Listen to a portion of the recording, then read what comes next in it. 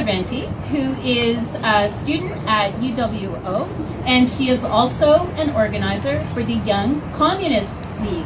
Welcome, Clara. Thank you so much for inviting me here to speak today. It's an honor to be able to speak here today at the Women's March. It's a place I never thought I would be able to speak at last year. There are so many familiar faces in the crowd today. Many of you have been side by side with me at demonstrations against Pegida, the crypto-fascist organization that has been planning demonstrations in our city throughout the last year. I cannot understate how important the solidarity that we have built between our organizations is. Together, as a coalition of the people, we have been able to beat back the rise of fascism in our city. I'd like to share a personal story with all of you, so you can understand the importance that these actions have to me. My grandfather, Sebastiano Sorrenti, came to London as a teenager from an Italy that was in ruins because of the scourge of fascism. 150,000 Italian men and women killed as a result of Benito Mussolini taking power. In the post-war period, mass unemployment, political ambiguity, and civil unrest was the norm. This is why when I see us organize in the streets against far-right groups, it fills me with a deep sense of accomplishment. No matter what your political affiliation, we must be on guard and vigilant against the rise of crypto-fascist organizations in our city because they have the potential, if left unchecked, to become an unstoppable force that leaves death and destruction in their wake. As many of you know, I am the local organizer for the Young Communist League. This organization, although new to this city, is not a new development. Members of the Young Communist League were fighting fascists overseas in Spain.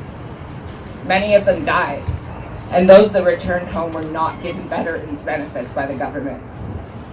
The Prime Minister of Canada at the time, Leon Mackenzie King, who at the time was the leader of the Liberal Party of Canada, personally shook hands with Adolf Hitler and did not denounce his crimes until the international community already had. In fact, he once said that Hitler was eminently wise, a mystic, and a deliverer of his people from tyranny. If you look online, you can find the autograph photo that Mackenzie King had personally asked Hitler to sign. The same Prime Minister is on our $50 bill, as if he is a figure to celebrate. Shame! Shame! Shame! Young communists from all over Canada took part in the formation of the World Federation. We want democracy! Democracy! We do. Not communism. Democracy. We are a democratic party. Speak. All right. Speak. Woo! Keep going. Thank you for respecting my democratic right to speak at this event. Mine too. Young communists from all over Canada took part in the formation of the World Federation of Democratic Youth, an international anti-fascist youth organization that pledged to fight fascism wherever it arose. 1 month after the Second World War ended, they took a pledge. And that pledge went, "We pledge that we shall remember this unity, forged in this month, November 1945. Not only today, not only this week, this year, but always until we have built the world we dreamed of and fought for. We pledge ourselves to build the unity of the youth of the world, all races, all colors, all nationalities, all beliefs, to eliminate all traces of fascism from the earth. To build a deep and sincere international friendship among the peoples of the world, to keep a just, lasting peace, to eliminate want, frustration, and enforced idleness. We have come to confirm the unity of all youth. We salute our comrades who have died and pledge our word that skillful hands, keen brains, and young enthusiasm shall never more be wasted in war. To this day, more than 70 years later, we are continuing on with the work they began all those years ago. We will continue on with their fight.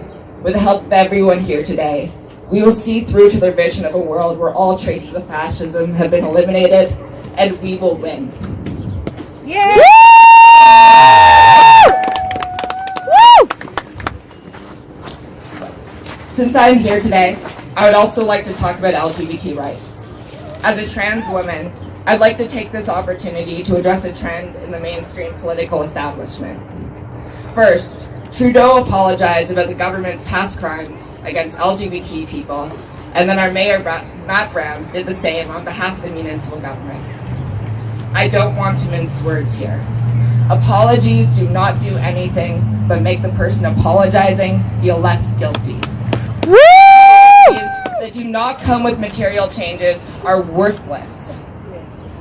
There are currently trans people I know personally that have to sell their bodies on the street to put a roof over their head, and I can tell you those apologies do not mean anything to them. Yeah.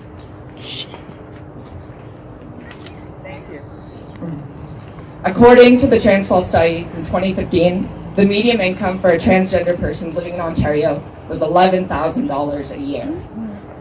That is well below poverty levels, and apologies will not solve that. The truth is, what trans people need is the same that everyone else needs. We need to have the human right to housing. We need to have the human right to employment. We need to have the human right to medical treatment. We need to have the human right to post-secondary education. And it is for all these reasons that I am announcing my candidacy. In June, I will be running in the provincial parliament representing the Communist Party of Canada in the riding of London North Centre. I have lived my entire life in this city. Every single winter, homeless people die in this city. Now, ask yourself this question. This is one of the wealthiest countries in the world. Why are homeless people dying? We have the ability to solve this problem, but our system is broken. We need a fundamental overhaul of our political system. Reforms will not cut it.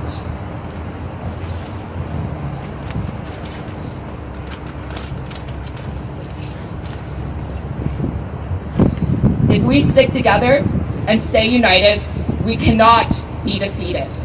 I'm Claire Sorrenti, London North Centre candidate for the Communist Party of Canada. Thank you.